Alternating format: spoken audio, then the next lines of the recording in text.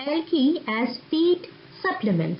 Hello friends, I am Ayantika and in this video I will be discussing how algae is used as a feed supplement.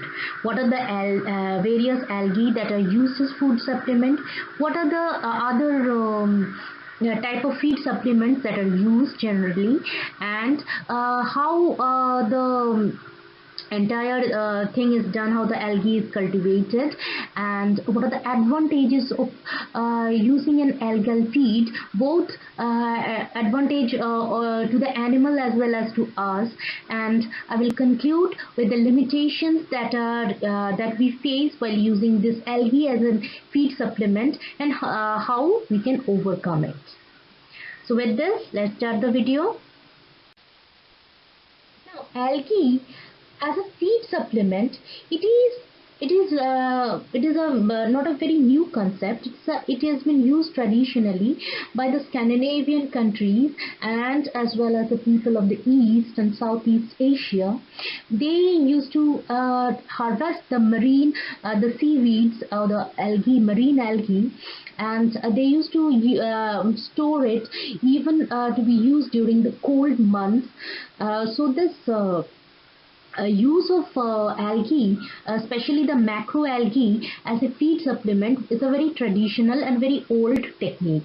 But after the Second World War, when there was food shortage throughout the world, so scientists around the world, they started many researches how to maximize the food yield, and how to what are the various food materials that can be used to feed us, as well as various feed supplements that can be fed to the animals that we are eating. So this entire research was there, how to reduce the hunger after World War II. So algae as a feed supplement was also it was very much in research topic in the European countries, but now it is also much researched in USA, UK, India, and even the Southeast Asian countries like the Thailand, Taiwan. So earlier it was the algae that was used as a feed supplement was actually cultured in a very shallow open pond. But this shallow open pond has a major disadvantage, that is only the top layer that is receiving the sunlight will have the algal population. And despite the fact that it can be shallow or it can be deep, so the depth of the water was in no way contributing to the algal population, because there is much water, but only the top layer that is receiving the sunlight will contain the algae. So to maximize the solar energy, especially to maximize the solar energy, photobioreactors were used. Photobioreactors, they are made up of various type of glasses, and they are of various shapes. Actually, I have made another video where I have been talking about the photobioreactors, that is in the single cell proteins, where algae is used as human food. So there also I have talked about photobioreactors. So in this video I won't be discussing much of photobioreactor. If you want me, I'll make a video about various type of photobioreactor, but for now let's note that this shallow pond open system is not used nowadays, but for profitable use of algae as a feed supplement, for reducing the cost, photobioreactors are used, and as it is made up of glass, so the whole of water can be completely used for the production of algae, because we know that algae requires, they are photosynthetic organisms, and so they can reproduce quickly in presence of sunlight and even in artificial light. So this glass photobioreactor are nowadays used for algal cultivation. And this photobioreactor can be either placed at an angle to the sun, or they are present perpendicular to the surface of the earth, and or just horizontally, depending upon where we are living. I mean, in a very temperate country, we don't need to point it because towards the sun, but we can place it in the horizontal or a vertical position, one above the other. So the photobioreactors, they are very much they can produce algae even in very harsh conditions. Say for example, the tropical region which are desert, say for example the Qatar, Yemen and Arabian countries also.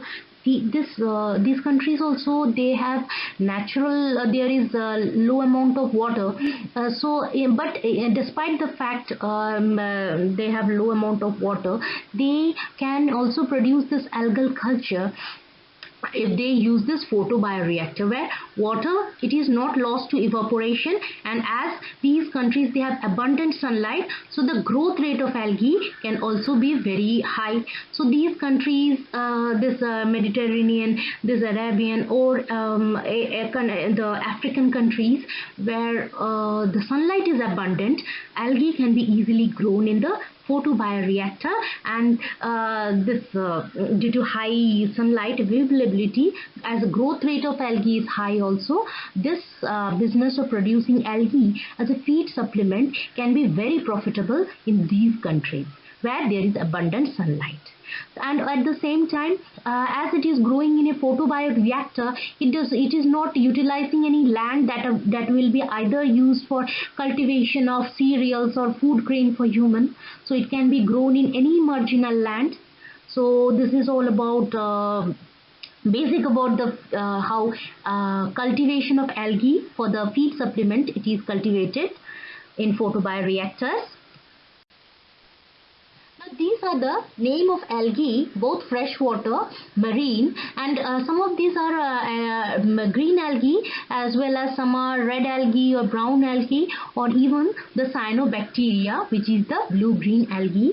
I'm not reading out the names, but you can also read out the names, but I'm not wasting my time on this reading out, because you can just pause the video and read out the names. So these are the feed algae that are used commonly as a feed supplement. Now around the world, there was one research work going on. So they have found out, this is not my diagram, they have taken this diagram from that research paper.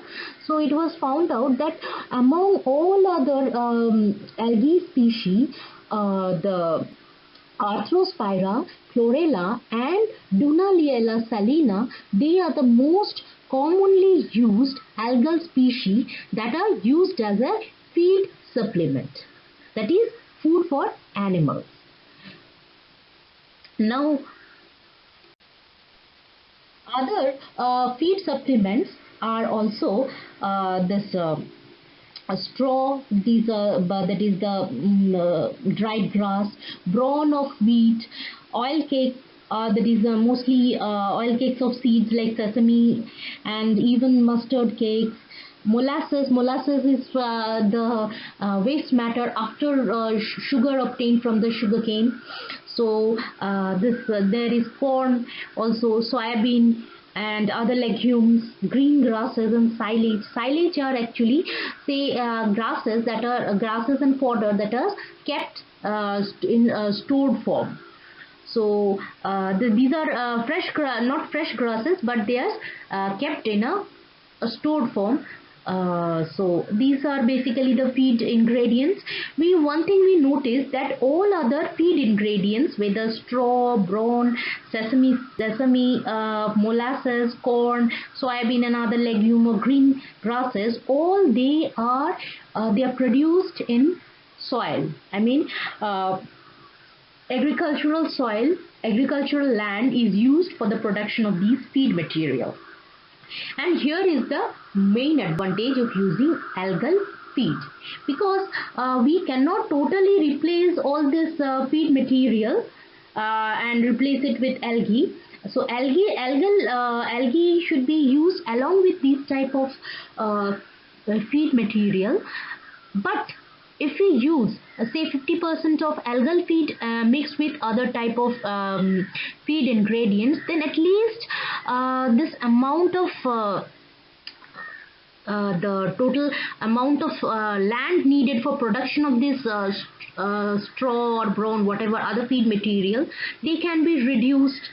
So just uh, because the population of our world, it is increasing day by day, so we need to reduce the amount of land that we can actually reduce the amount of land for production of this feed by switching on to algae. Because if we are using, say for example, mostly the common feed combination for this animals, they are urea mola straw along with oil cake. So what we can do is that we can reduce the amount of urea mola straw and the oil cake and increase the amount of algal suspension. So this whole combination, we are less dependent upon the land based feed ingredients, the feed ingredients that are produced by land. So algae can on the other hand be produced in any marginal land, especially in the photobioreactor. It can be also grown on the rooftops of buildings. So the pressure on land can be reduced by using this algal feed. Now, algal feed, they are produced, they are found especially in capsule, powdered or crystal form, and many companies, that is a pet food companies, they are using algal extract, that is the algal oil extract, as a component, one of the ingredient in their pet food product. This is because of the fact that algae is very nutritious. It is more nutritious than the usual feed product. That is why already algal oil, which is extracted after the protein is removed from the algal portion, the algal oil that is left, it is one of the ingredient in pet food product. So algae as a whole, algal like a whole algae is used in as a feed in both aquaculture, that is a fish farming, especially sturgeon. It gains much weight when it is fed on spirulina. Spirulina, we know it's an algae, and it is also used as a poultry feed. These are the algae that are used as poultry feed also. Apart from fish and birds, it can be also fed to ruminants. Ruminants are those animals that is which have multi-gastric stomach. That is, as human, we have a single stomach, but say for example the cow, buffalo, giraffe, they have many chambered stomach, where before the main stomach there are many other chambers where actually the bacteria, it ferments the cellulose. So the cellulose is fermented before it goes to the main stomach, and this entire chambers form of stomach, it is to help the animal digest the cellulose, which is otherwise non-digestible or poorly digestible. So this ruminants are those animals which have many chambered stomach, and they are the only animals that can easily reduce the cellulose, that can actually degrade the cellulose. So apart from this ruminants, they can also be used in monogastric animals like pig, rabbit. So algae has many type of nutrients like carbohydrate. They are very simple carbohydrate, and the protein content of algae is very high. Also, the algal proteins, they are rich in all the essential amino acids. The protein that are present in grasses, they are not close to us, means they do not have all the essential amino acids. On the other hand, algal protein, they are rich in essential amino acids. Now, essential amino acids are those amino acids that are not produced by human, and they have to be taken in the diet. And those amino acids that are produced by human are non-essential amino acids. So algal feed, it is, if any animal is getting the algal feed, then it is getting protein that are rich in all this essential amino acids. So this algal animal feed has also lipids that are rich in polyunsaturated fatty acids. Now, this polyunsaturated fatty acids, as they are unsaturated, so all this, they have a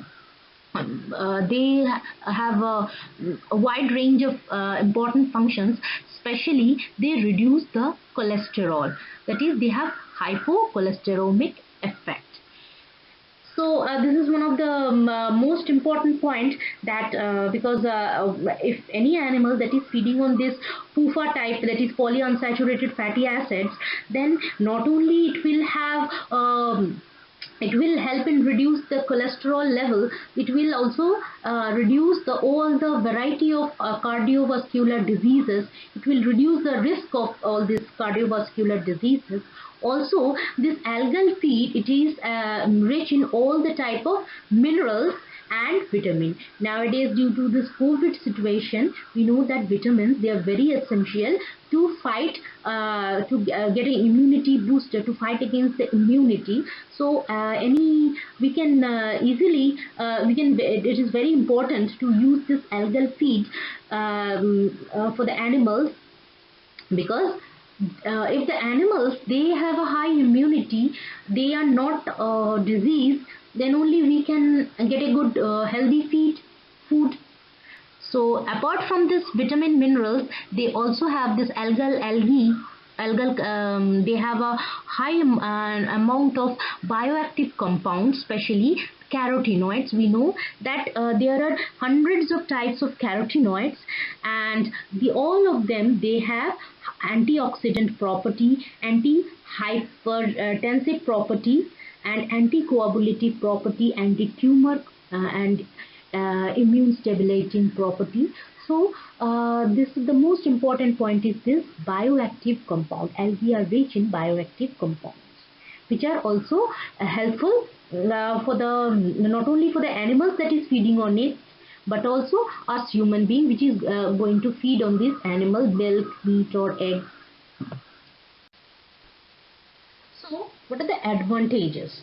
Now this algae, this algal feed, it due to the presence of high amount of essential amino acids and unsaturated fatty acids, so it not only it has an improved the meat, milk or egg, whatever the animal whatever animal product we are getting on the algae fed animals, the naturally the meat quality, the egg quality or the milk quality will be much improved, because the algae fed animals, they have higher amount of essential amino acids, and in comparison to the straw fed animal, and also they have high amount of PUFA, that is polyunsaturated fatty acids, that is the omega-3 or omega-6 fatty acids, like DHA. They have a wide variety of essential roles, that is, they help in the development of nervous system and maintain them. They have anti-hypertensive property and hypocholesterol property. So they not only they have a good I mean the algal fed animal, not only they are very they improve the taste but also improve the quality of food we are getting, because we have this high essential amino acids, high amount of PUFA, high amount of vitamins, minerals, bioactive compound like carotenoids.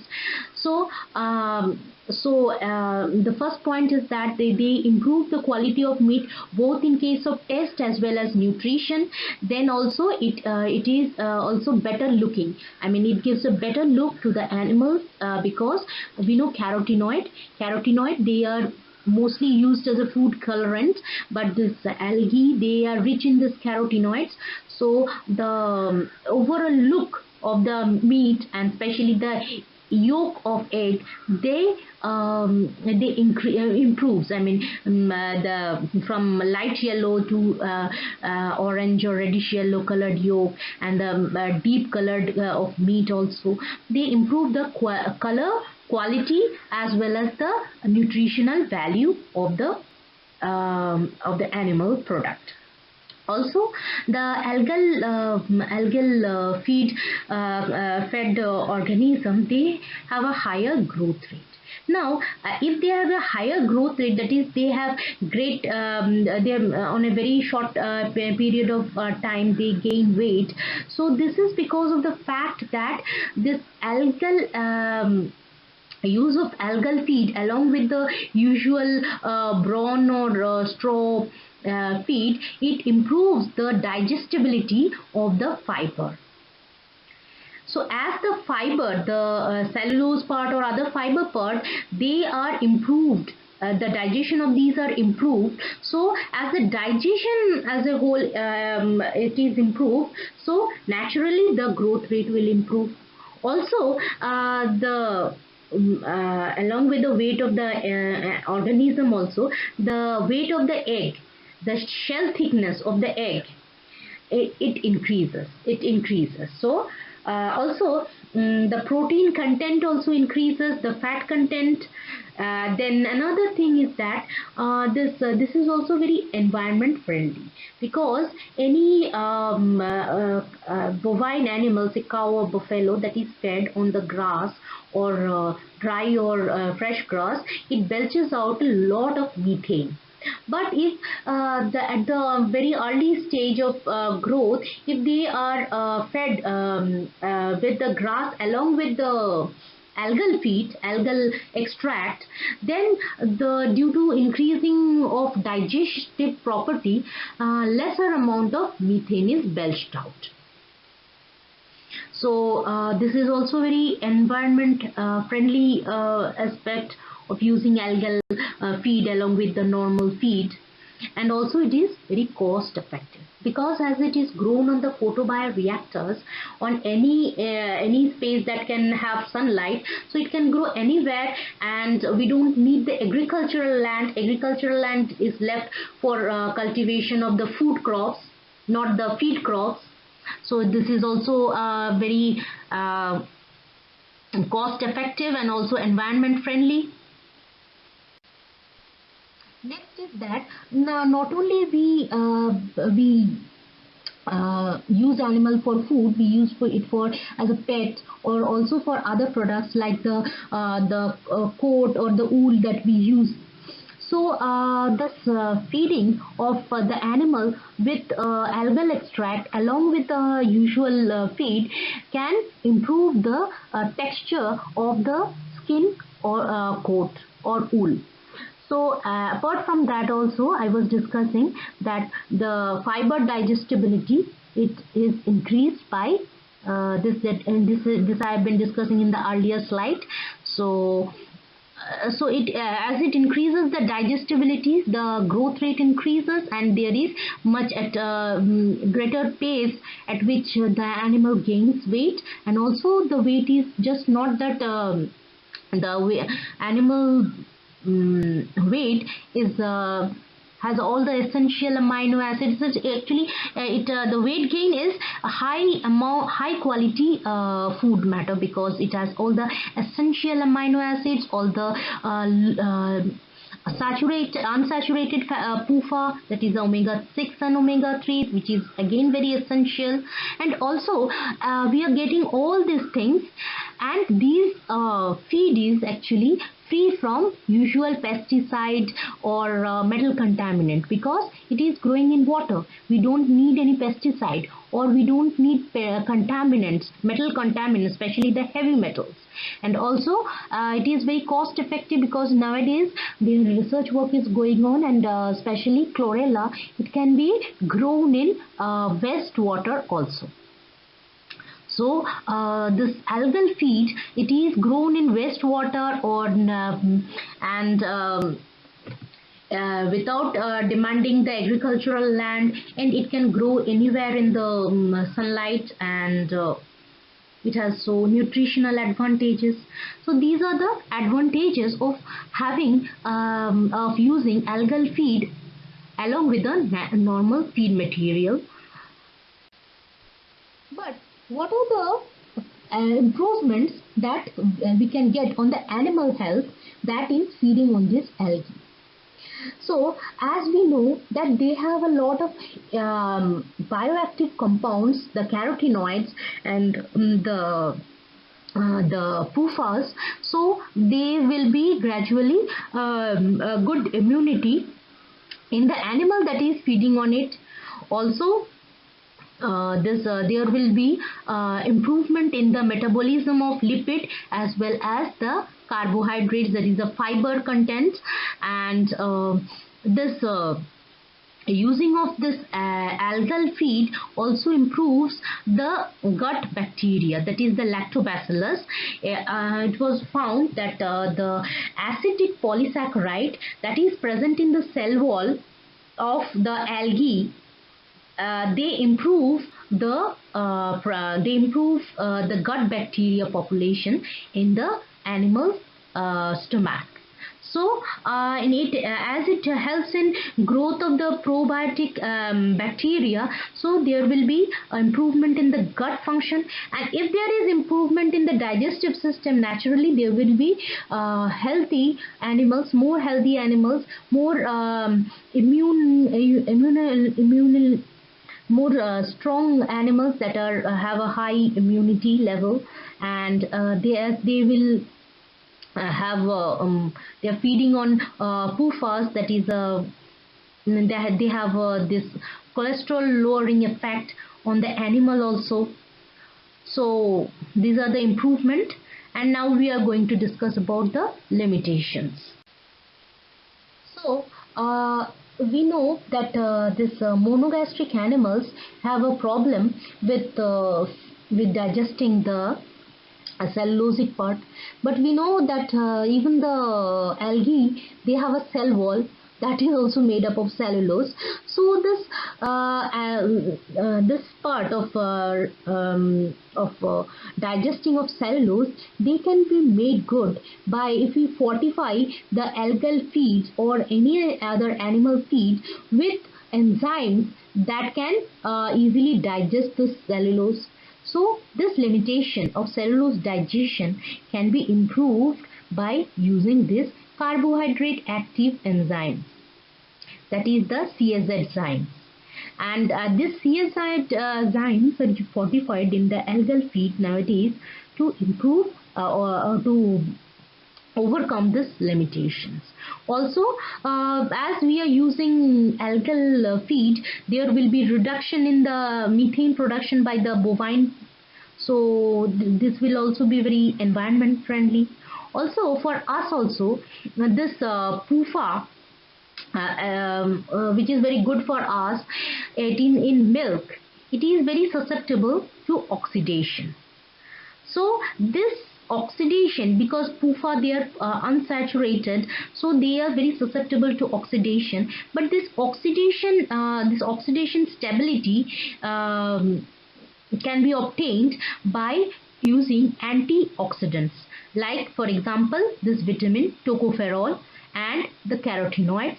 So tocopherol can be added to these milk products or dairy products to reduce the to make the PUFAs more stable. So this is another limitation that we can be overcome by using of tocopherol. Another thing is that this all other type of PUFA like DHA and they can be they are present in other meat form also. So as we know that algae is having this high amount of PUFA, so all the products they obtain, they have this danger of easy oxidation. So all these products, they have to be fortified with antioxidative enzymes so that they can be made stable. So this antioxidation, the oxidation limitation can be put good by using this antioxidant combination, such as a radical quencher and a chelator or a reductant. So this combination can easily remove the limitation of the oxidation from the animal products that we are using. Another thing is that this contamination, especially contamination of the desired algae with other form of algae, can sometimes happens. Usually it doesn't, but sometimes it happens. That has to be reduced. Especially it can be reduced if it is not done in an open system. If it is done in a photobioreactor, then there is no chance of contamination. Also, if the